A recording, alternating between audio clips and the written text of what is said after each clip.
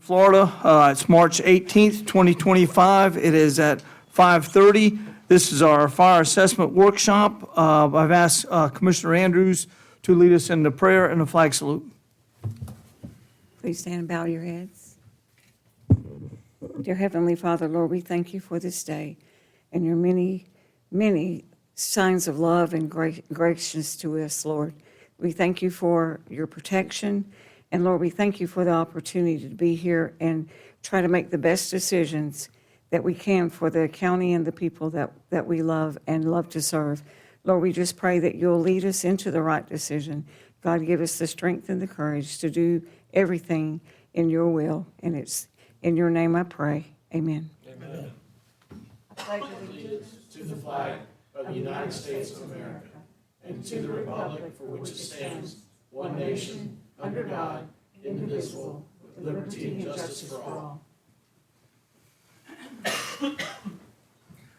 Okay, at this time, I'll turn it over to our fire chief, Chief Carter. All right. Thank you, Mr. Chair and Board. Good evening. Always an honor to stand before you all and enjoy this opportunity to stand before the public and discuss the fire assessment even further. So many of you have already seen this presentation. It's a little bit adjusted from last time, but we'll go through this, and if there's any questions at the end, we'll address those. So I think it's important when we talk about the fire assessment to understand how we got to the point that we're at currently with the fire rescue department. So on August 20th of 2020, the sheriff's fire department budget proposal was presented to the board. At that meeting, there was consensus to bring the fire department back underneath the Board of County Commissioners. Also during that meeting, the sheriff expressed funding concerns regarding the fire rescue department. He added that the men and women currently responding to calls need to know whether or not the board is going to fund the fire department and what they can expect in the future. And I think we're still at that point. On September 8th of 2020, there was a special meeting called, and a few things happened at that meeting. There was the approval of the 2020 and the 2021 fire rescue plan. There was create a fire rescue department, appoint Alan Parrish as the director, and approve a combined fire rescue budget, all which were approved 5-0. At that meeting, Ms. Roden pointed out that the fire rescue department will be funded using the unassigned fund balance, but it's not a reliable source of revenue. It's used to help balance the budget at the end of the fiscal year. The board will need to consider a reliable revenue source to fund fire operations in 21-22. So within that fire rescue operations plan that was approved, there was one director, one fire division chief, one EMS division chief, one operations captain, one training captain, 2 daily roaming lieutenants, 5 ambulances, and 3 engines. And this was the organizational chart that was approved at that meeting as well. On March 17th of 2022, I just realized that was yesterday, 3 years ago, the 5th ambulance was removed from service. We had 5 vacancies and 6 positions as one apparatus. So at that time, it was decided to do away with the 5th ambulance. On June 6th of 2022, I was appointed as a fire and rescue chief. And then we restructured, once I was appointed as a chief, we restructured things a little bit. For the first year, the position that I vacated, the fire division chief, was not filled. And so for that year, there was no position filled there. Quite frankly, we were drowning. We were underwater, and we needed some help. And so we went to the county manager, and once we explained everything, with his approval, we did hire that position, but not back to a chief's position. We demoted that position down to a captain's position, which is what Captain Mobley currently serves as our operations captain. So again, since that time that I was promoted, we eliminated 1 ambulance, we changed 1 position from a chief's to a captain's position. We eliminated an administrative assistant's position, and we went from 60 FTEs down to 56. And that 56 number does include the 3 relief staffing personnel that you all just approved. We'll talk about NFPA 1710 requirements. NFPA is the guiding light that we use in the fire service. It's the national standard for fire department operations. And so NFPA requires that on a 2,000 square foot residential structure, if that's on fire, you should have 16 firefighters on that call. We can give you 7. For a strip mall, similar to the motel that burned here in Stark or the one that also burned up in Lottie, they recommend 27 personnel on that fire. Again, we can give you 7. And for a first due response, they say that you should be there within 4 minutes. Our average response time is 9 minutes and 18 seconds due to distance. Many people question why volunteers are a thing of the past and why we don't have any volunteers in Bradford County anymore. And part of that was the state requirements for volunteerism for fire service specifically were increased to 206 hours, which is essentially half of becoming a fully certified firefighter. Not to mention the over $1,000 that it costs in training. But with many organizations, as you know, volunteerism just declined in general. It wasn't just in the fire service. When we talk about vehicles, we get asked about pickup trucks and why we drive around in all these fancy vehicles. And so I enjoy going through these slides to show people that, look, we're not out here just spending county money on pickup trucks. This pickup truck in particular is my truck, and we used a state EMS matching grant to fund this purchase back in 2021. We completed all the upfitting in-house by Lieutenant Brandrick, and cost to taxpayers was less than $8,000. For our division chief, he drives a 2023 F-150. We used unused grant match funds, and upfitting was completed in-house, which we did pay, full price for this vehicle. However, we were able to, the grants that we received that year, we were able to get the matches waived on those grants, which is how we had the funds to be able to purchase this vehicle. Our operations captain, he drives a 2021 F-150, which we took ownership of a 2019 two-wheel drive F-150 that was given to us by the clerk's office when the IT department was dissolved, and we traded that vehicle in. We were able to get a four-wheel drive vehicle. As most of you know, we need four-wheel drive vehicles in this county. Cost to taxpayers with that was less than $10,000. Our fire marshal drives a 2011 F-150 that was handed down from the sheriff's office. Our training captain drives a 2024 Expedition, which was purchased using the opioid abatement funds from the state. This was no cost to Bradford County taxpayers. And same thing for our community paramedic. Our EMS lieutenant drives a 2019 F-150. This was purchased through 2020 CARES Act funding. Vehicle and vehicle upfitting was all purchased through that funding. No cost to Bradford County taxpayers. And then our fire lieutenant drives a 2016 F-550. The chassis of this vehicle was formerly a brush truck that was obtained. It was passed down from the volunteer department. The back of the truck, the body of the truck is what I'll call it, back here was from a 2006 squad that was also a volunteer apparatus. It's actually one that I grew up on out at Hilton Springs. We swapped those and merged those two vehicles together. This is kind of our Frankenstein unit here is what we call it. But that was all completed in-house at our county road department and cost $650 for the wrap on it. We get asked, why do we use four-door vehicles instead of two-door? We carry a lot of equipment, all of our SCBA equipment, our gear, all of our EMS bags, our fire extinguishers. Every vehicle that we have in administration is advanced life support capable. So if I pull up to a wreck and somebody needs an emergency airway, I can provide that airway. Also, our supervisors are paramedic certified as well. So if they pull up, same thing. They pull up to a vehicle crash, they pull up to a choking patient, a cardiac arrest, whatever the case may be, they're able to provide aid until an ambulance or fire truck can get there.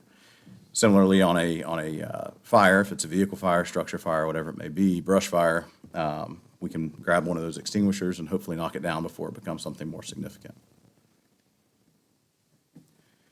We've also transferred many vehicles over to the Public Works Department from our department.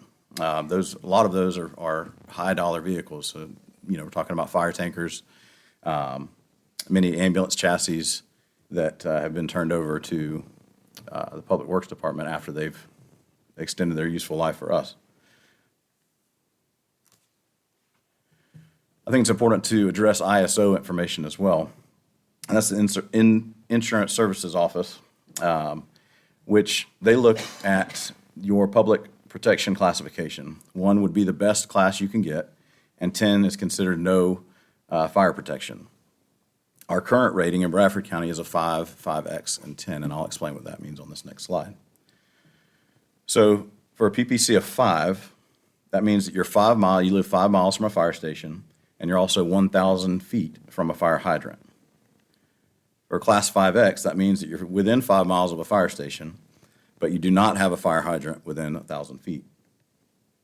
And for a Class 10, that means that there's no station within 5 miles, and there's no hydrant within 1,000 feet. And that's important to remember on these next few slides. Every circle that you see up there on the screen is a 5-mile radius around one of those stations. So again, that's showing you that the center of that circle is our station, and there's a 5-mile circle around that station that shows you who all is covered in our county. Now, the station here in Brooker has not been built yet. That's something that we're in the process of construction. We're not construction, we're in planning phase currently. But again, with the anticipation of adding that station, this will be our coverage for the future.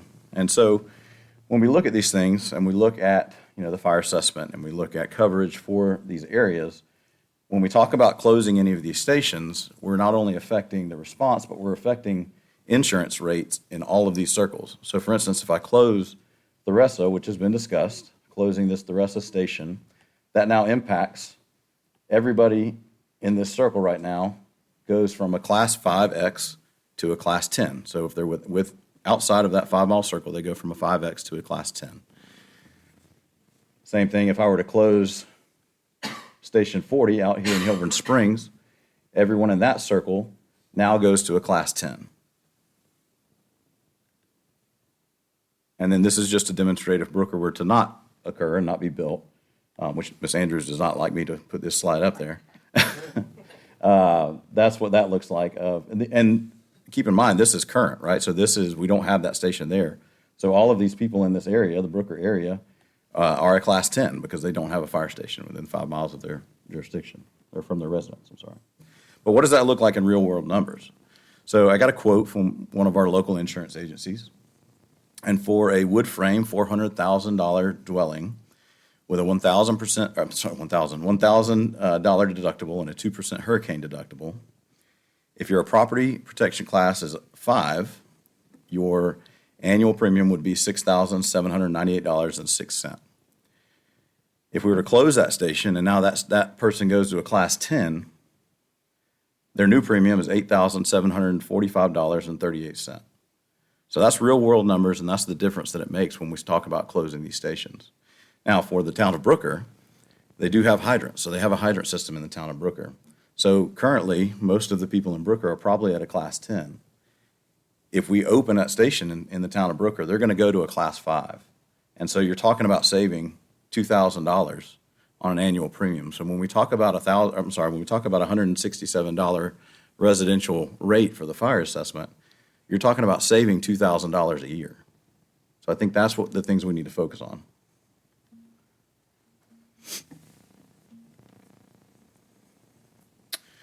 So let's look at our call volume a little bit. Our 2024 annual call volume, this is for the calendar year of 2024. We have 1,223 calls that were strictly fire related. But overall, we managed 7,536 incidents, or an average of 21 calls per day. Our average response time to calls is 9 minutes and 18 seconds, as I mentioned before. Our average call duration, the time that we're on scene, or not on scene, but the time that we handle, it takes us to mitigate that call, whether it be a medical call or a fire emergency, is 1 hour and 32 minutes is our average call duration. Our average scene time is 19 minutes and 40 seconds. And then our average transport time for EMS is 32 minutes and 7 seconds. We managed 32 structure fires with 1 civilian fatality. We had 22 vehicle fires, 63 brush fires with a total acres burned of 422 acres, 259 motor vehicle collisions with 595 patients coming from those vehicle crashes. we had 71 trauma alerts and 74 cardiac arrests. That's when a patient's not breathing or doesn't have a pulse. We attempted resuscitation on 57 of those, and the other ones that we did not attempt resuscitation were just too far outside of our window for possible life-saving treatment. ROSC is return of spontaneous circulation. That means we get a pulse back. So when we try and do CPR, or when we do CPR, we get a pulse back. That's what we call ROSC. The state average ROSC rate is 24%. In Bradford County, our ROSC rate is 39%, well above the state average. This is a brief overview of our truck utilization. So if you look, Station 90, which is Sampson City, is our busiest fire engine, and Medic 6, which is the medic unit stationed here behind the courthouse, is our busiest EMS unit. So let's talk about why we're really here is the fire assessment. So understanding the fee is charged per dwelling unit. So what does that mean? This is a dwelling unit. This is something that our property appraiser considers a dwelling unit. So there's a couple ways to figure out what you're going to be charged, and we're going to look at how you can actually do that. So if you go to the property appraiser's website, and if you look under the record search or GIS map, where it's highlighted there, you click on that, and then you go into the property's record search. Right there, you'll type in your last name and first name, and then you'll search. And what'll come up is something that's similar to this. And so when you get to this page, what we're going to look at is building characteristics. That's what's considered a dwelling unit. Under a residential property is the building characteristics. So as you see here, it says that there's a single family description right here. Everybody see this? And it tells you some information about the structure, the building value, actual square footage, year built, all those things. But what we're concerned about is how many are listed under those building characteristics. So again, this is a mobile home that is here in Bradford County. And when we search the property card for this one as well, we look at building characteristics. And you see the description is listed as an MH, which is mobile home. And again, you can see that there's only one building listed under building description or building characteristics. But let's talk about, so again, for these properties, they're only going to pay one of the residential fees. So they'll pay 167 or whatever the rate is. They'll pay one of those because they have one property listed under building characteristics. But let's talk about if you have multiple dwelling units on one parcel. So here we have what I would assume to be an investment property or family property where it's one parcel of land, but there's multiple dwelling units. As you can see here, each one of these is a dwelling unit. And you may think, oh, those are just run down little barns, but they're not. These are the actual pictures of those dwelling units, which are, again, probably rented out, I would imagine, for supplemental income. So let's look at that property card. For that property, it's got, as you can see, 4 dwelling units listed on that property as it properly should, because there are 4 livable structures on that property. So they would be charged 4 of the residential rates for that property. Let's look at extra features and outbuildings, which are not assessed. So same property we just looked at with the 4 dwelling units. This is a garage that's listed on that property.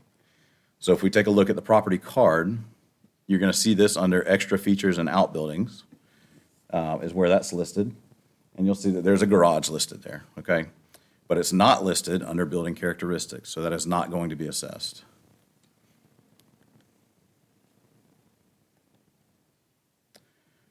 This, 3-car or 3-vehicle barn or whatever you want to call this here, standalone metal building, also will not be assessed. This is listed under an extra feature.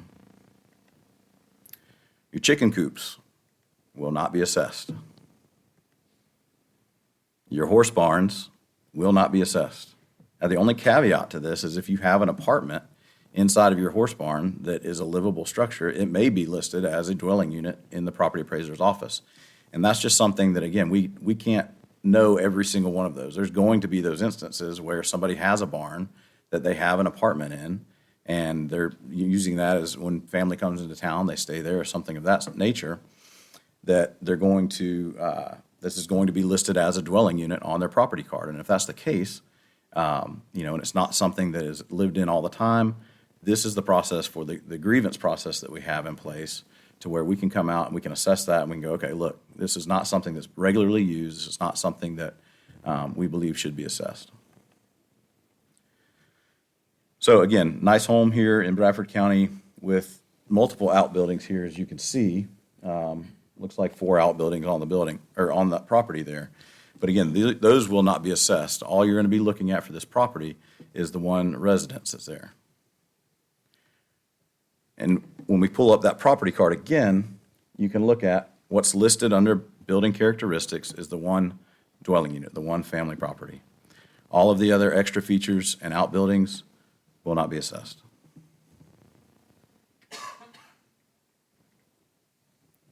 Let's talk about vacant parcels, and then we'll get into ag exemptions here in just a second as well. So this is one 11-acre piece of property here in the county, and as you can see, it's one continuous piece of property that's not subdivided into multiple lots. This is one 11-acre parcel. This will be charged one vacant parcel fee. So this is going to, I believe it's $49, I think, is what we have on or 40 cent per, no, yeah, $40, I'm sorry. So they'll be charged one vacant parcel fee, unless it's ag exempt. And if it's ag exempt, then it is truly exempt. They will not be charged, again, if it's classified as ag.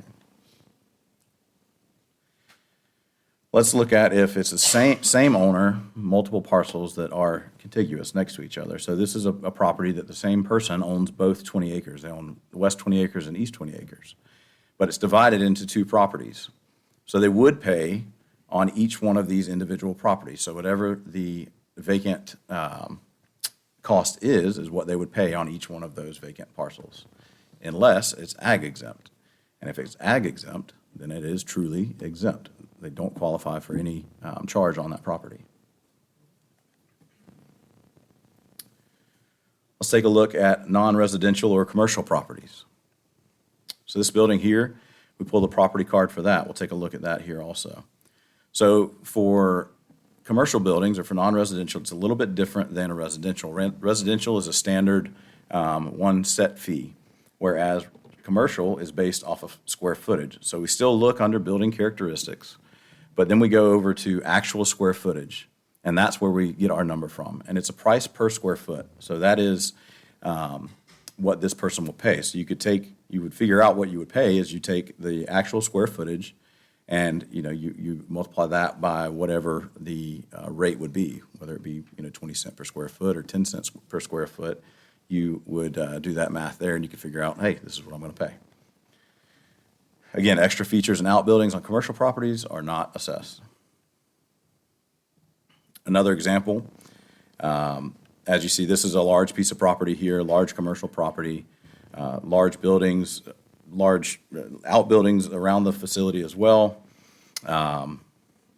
We look at the building characteristics, shows us that the actual square footage is 10,845, so they would pay whatever the price is per square foot on that building. Extra features and outbuildings, again, are not assessed.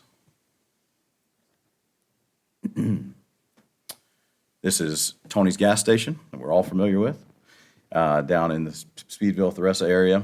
And so we look at their property card. We look at the building characteristics, and it shows us that the actual square footage on that building is 2,880. Again, we do the math, we figure out what they would be charged. All these extra features and outbuildings, again, are not assessed. So when people go in, if you want to find out what your possible assessment would be, what your charge would be, you can go on the property appraiser's website and you can research these things. And we'll take a look here at Crystal Tractor just south of town. So again, we look at their building characteristics. They have 3 commercial buildings, so we would take all of the square footage between those 3, and we would add those up, and they would be multiplied by the rate, and that was what they would pay annually.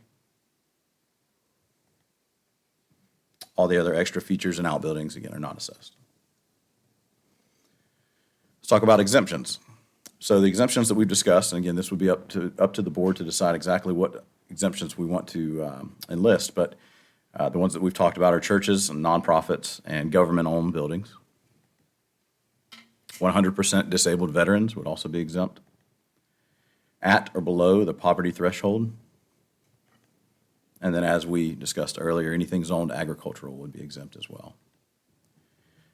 This is just a sample of what that poverty level looks like. So for the 2025 poverty guidelines for the 48 contiguous states in the District of Columbia, one person in the family household, their annual income has to be less than $15,650 annually to qualify as below the poverty level.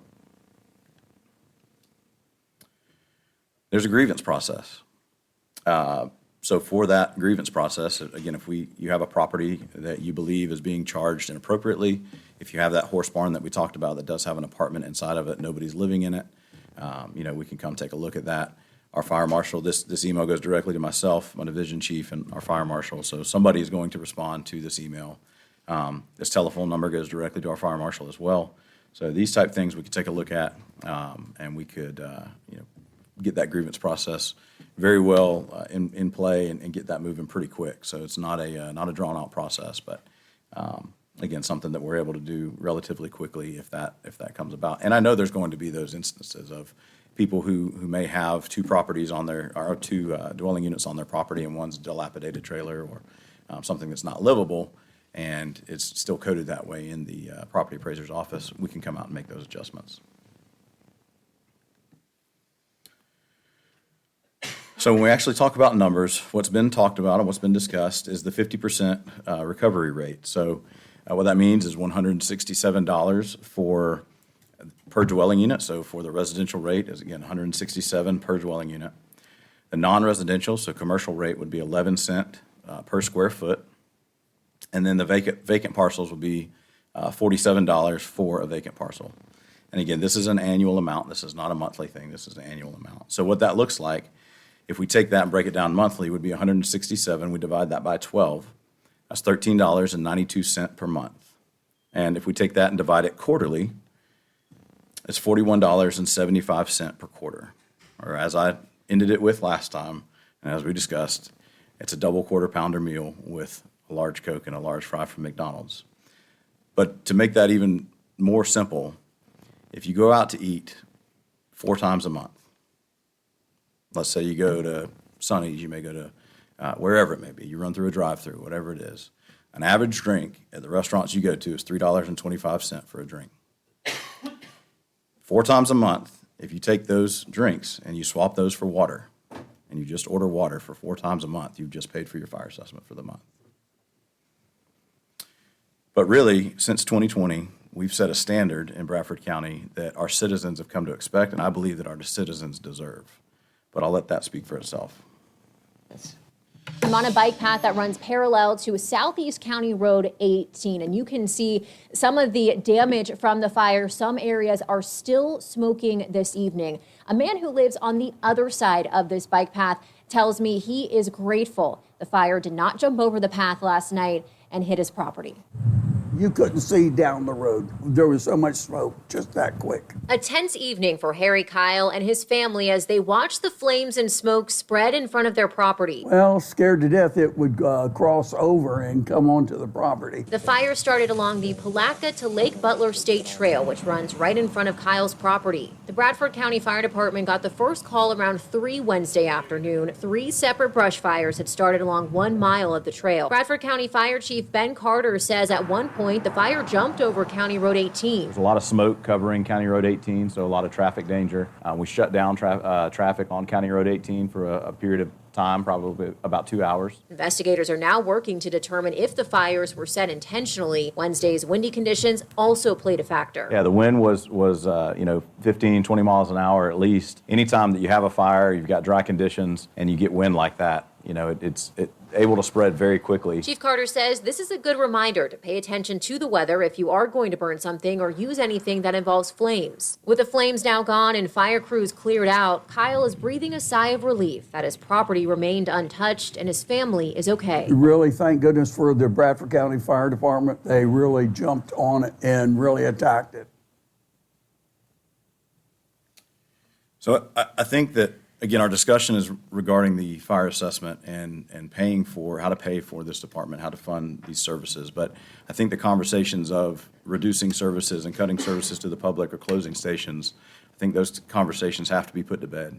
And I think that's for, the citizens in this county, but also for the people that are responding to these calls, the men and women that work for me that serve incredibly well for this county. And again, I applaud each of you for taking a deep look into our operations, into our budget, into those type things. And you're doing what you are elected to do as a county commissioner, and take a deep dive into those things. But I'm confident in our response, I'm confident in our operation, and I'm confident in our budget as well. And with that, I'll entertain any questions that you may have. Ben, whenever on the grievance procedure, if they call into you said it would come into the fire marshal, correct? Yes, ma'am. Would they take the time to walk them through and assist them? Because, of course, some are going to be elderly and Sure. make sure that they understand how to do it. Yes, ma'am, absolutely. And really, the only thing that they have to do is call, and then we're going to show up out there. So if they call us and say, hey, I think I've got an issue, can you give me your address? Yeah, we'll take a look at it on the property appraiser's website first, and then, we'll go out and actually view those properties and see what the issues may be. But yes, ma'am, we're absolutely happy to do those, walk people through that process.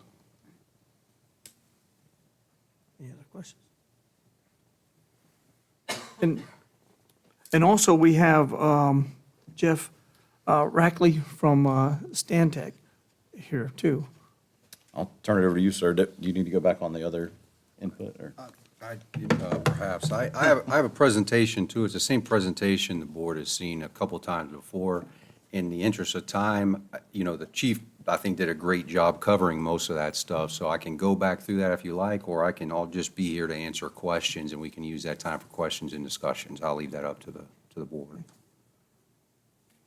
Well, at this time, do we have anybody from the audience that has a question? If you step forward to the microphone, please. Actually, this question is for Chief Carter. Yes, ma'am. So the question is, so if I'm looking at prospectively the future and everything is growing and getting bigger and bigger, what would be for the ISO, how much lower would be the next one down, and how much of a tax savings are you looking at? So I'd have to go back. I wouldn't want to quote any numbers or anything without actually getting an actual quote from an insurance agent. But again, you see the difference between a 5X and a 10 and a 5, what that looks like. But and I'll come up with the mic so everybody can hear. And again, the difference there is pretty significant between each class. As you see, going 5 classes down takes you down almost $2,000. So, again, I'd have to get a quote to figure out what each level that you decrease or each class that you increase by or decrease by, what that does to your insurance rates. But I can certainly do that. Yeah, please do. That's why you're here. Yeah. So some of this I've seen, so not all insurance companies rely solely on these ratings. Some of them have their own things, some of them use different things. I've seen a lot greater differences in insurance rates in relation to your ISO rating as well. So I don't think that it's one size fits all. It depends on the insurance company, it depends on your property, your characteristics. Some of them will take into account some of those things. Like if you have fire hydrants, maybe you do get a reduction for that. So it's not every company, every property is going to get a 20% discount or, something like that. Some of them may not go down at all. Some of them may go down substantially, or conversely, if you, change the service, it may go up exponentially, not just, 15 or 20%. So just something to keep in mind. And in discussions with the insurance agent that we talked to, he said that when you look at someone who's going from a Class 5X or a Class 5, you shut down that fire station, they go to a Class 10. There's a lot of companies now that would not even insure them. They would drop them from coverage. You said it was a local company? Yes, ma'am. Can we ask who it was? I prefer not to say. He asked not to be named. All right. Is there anyone else that would have a question?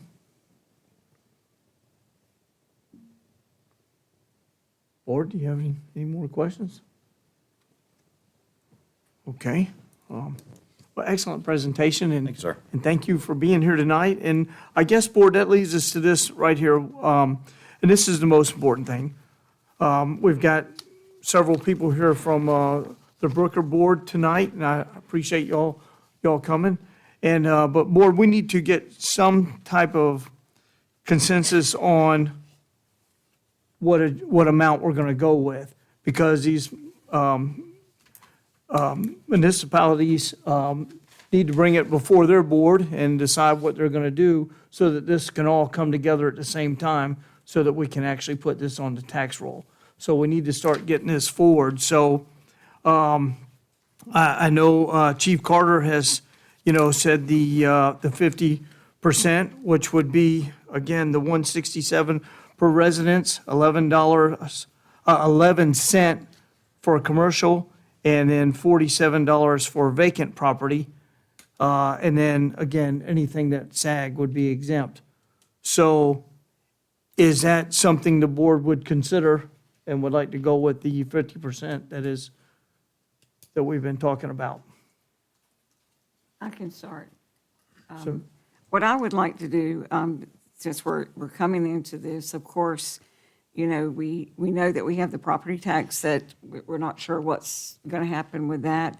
But as we enter into this, my recommendation would be to start with either the 25%, and let's take a look after the first year where we are. I know that it's not going to cover what we need for the fire and rescue, but I think with us just starting this, that I would recommend the 25% be our starting point.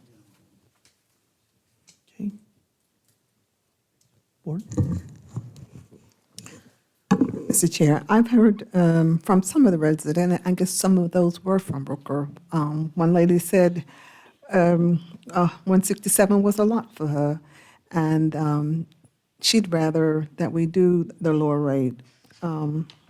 But when you look at the average of the 167, it would be within a reasonable range. But also I consider some people that are on the fixed income. And I heard what my chief said about the cost of a burger and Coke. Well, some folks, that's still a luxury. So I'm vacillating between the 167 and 84. But I think if we looked overall, maybe the 167. Do you have any comments? Yes, go ahead. I would ask Mr. Rackley just to come up and discuss a little bit about, it's similar to our millage rate, is that if we set a higher rate and then decide to charge a lower rate than that, we don't have to re-advertise if the rate goes up. However, if we set it at the 25% mark, if we ever wanted to increase that, you would have to go through noticing and all of those things again. So just like, again, Yeah, there's just a couple things to keep in mind. So one is you're going to set your preliminary rates via initial assessment resolution. After that, you're going to send mailed first-class notices to every property owner within the county. There's a 20-day period there then, and then you would have your public hearing to adopt your final rates. Between the initial resolution and the final resolution, just like your millage rate, you can go down, you can't go up. One thing to keep in mind, if in future years you wanted to increase the assessment, you would have to notice every property owner again, unless you put some type of maximum rate on that notice that you mail to everyone. The downside of that is that when you send out notices with higher rates and you intend to adopt, it can scare people, and they just read that and see, okay, there's a maximum rate of $200 or whatever rate you decided to set that maximum at. They're going to think that's what you're going to charge them. And really all you're trying to do is preserve the right to increase it in future years if you need to, without the county incurring that cost to re-notice all property owners. So there's some dynamics there to kind of think about as strategy. You know, where do you want to set the rates? And you don't have to make that decision now. Basically, the decision you're going to make for your initial assessment resolution is what is that maximum rate you're really going to adopt? And then think about, do we want to set something higher than that in the notices as well? That would be labeled, you know, maximum rate for future years or something like that, to save that money in the future if you need to increase. So just some thoughts there to keep in mind as you go through this process. Commissioner, Mr. Chair, that also helps me to rethink it too, because we are at our maximum millage of 10. So if we perhaps set it at 167, we can lower it, or that we might be able to reduce slightly our overall millage. So if that be the case, then 167 may be reasonable to establish. Mr. Chair, Yes. I'd like to just make a couple of comments to that point, if I may. I think that's the overall goal, is that whatever we're collecting from whatever fire assessment that is set by the board, that we can reduce the millage rate, and we would support that wholeheartedly.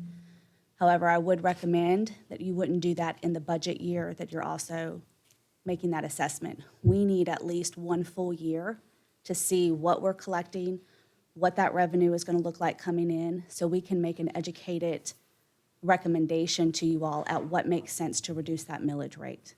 That would be my recommendation to the board when you're considering that.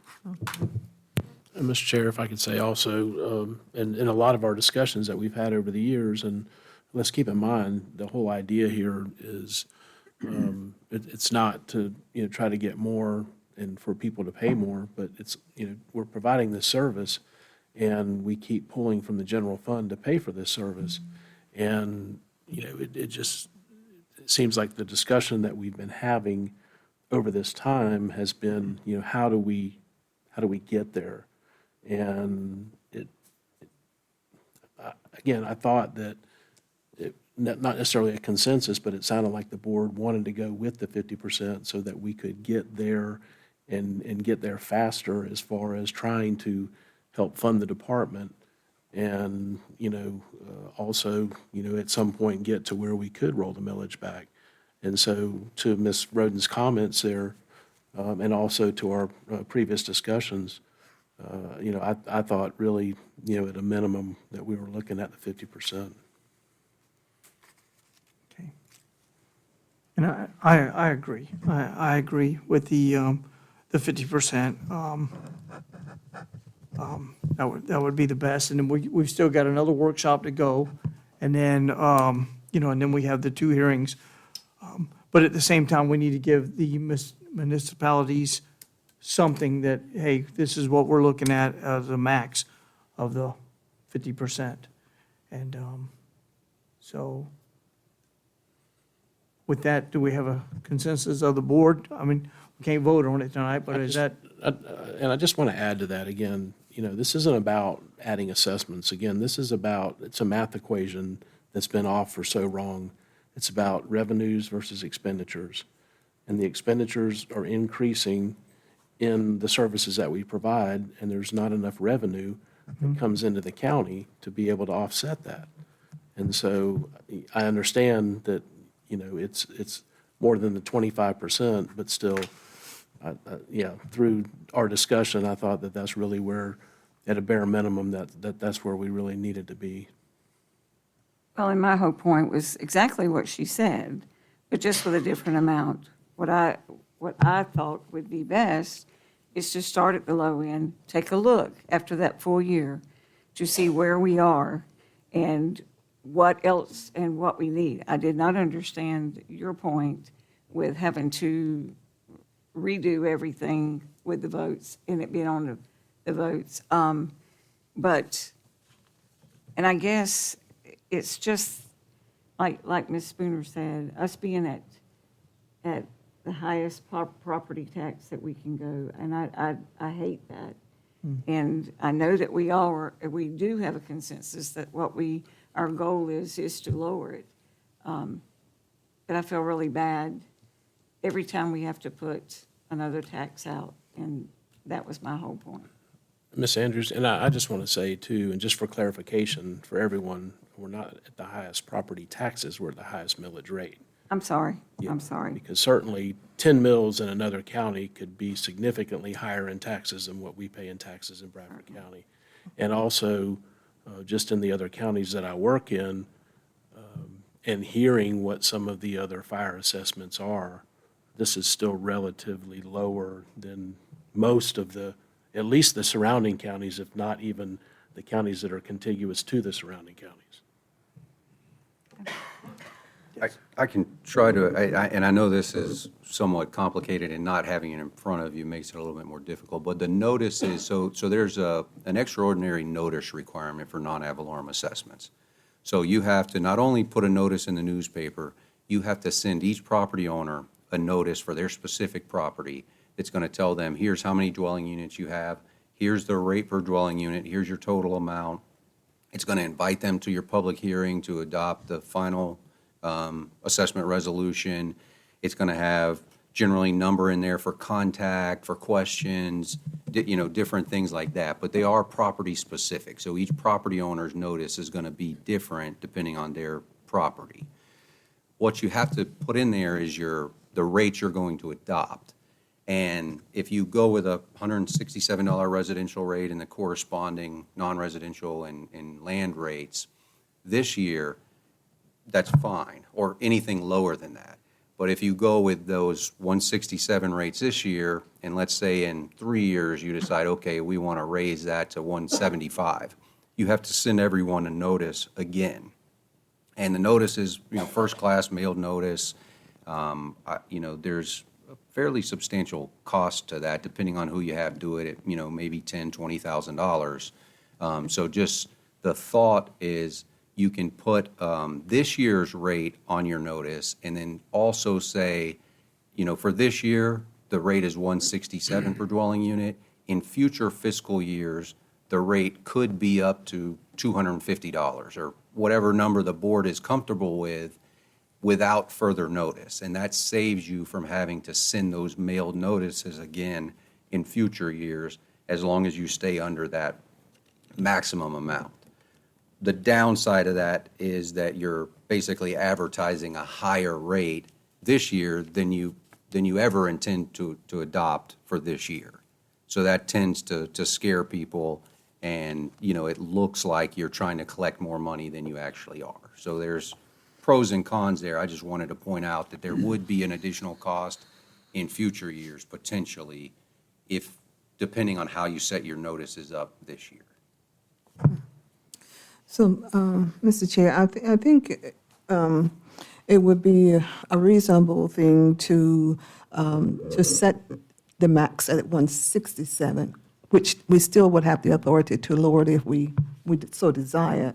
But in light of the fact we're at the 10 mills, our residents this is a tough economic time for most people. We're a small rural community.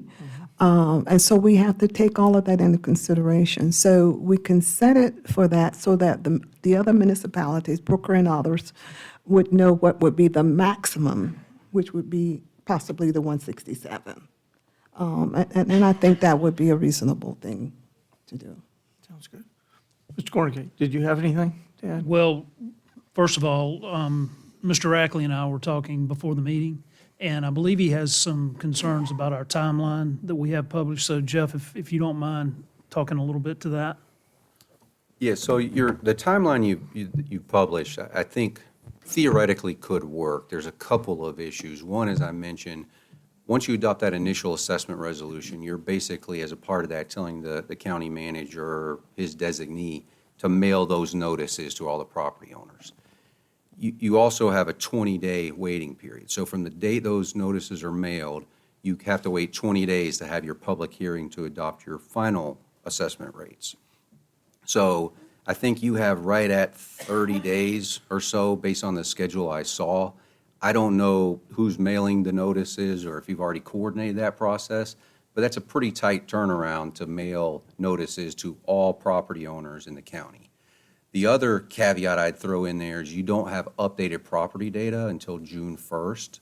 So it would probably be beneficial to wait until after June 1st to prepare and mail those notices based on that data so that you're capturing all the properties that, and any changes to properties on the tax roll for this year. So I would recommend that you push that out a little bit. Maybe the initial resolution is fine where it is. I mean, that's your call. Maybe push the final resolution out to July. You technically don't have to adopt the final resolution until September 15th. So you have plenty of time there. You also don't necessarily have to adopt the initial resolution this early, but I think that would probably be a good idea so that you let the municipalities know, hey, here's the plan. You've adopted the initial resolution so they can start acting on that. So I think there's, some scheduling there that on paper it'll work. I'm just a little concerned with the timing there and with the new property data specifically. Okay. Sounds good. Yeah, well, we ought to be able to move that. Yeah, those yes, sir, dates. we can Yes. do it.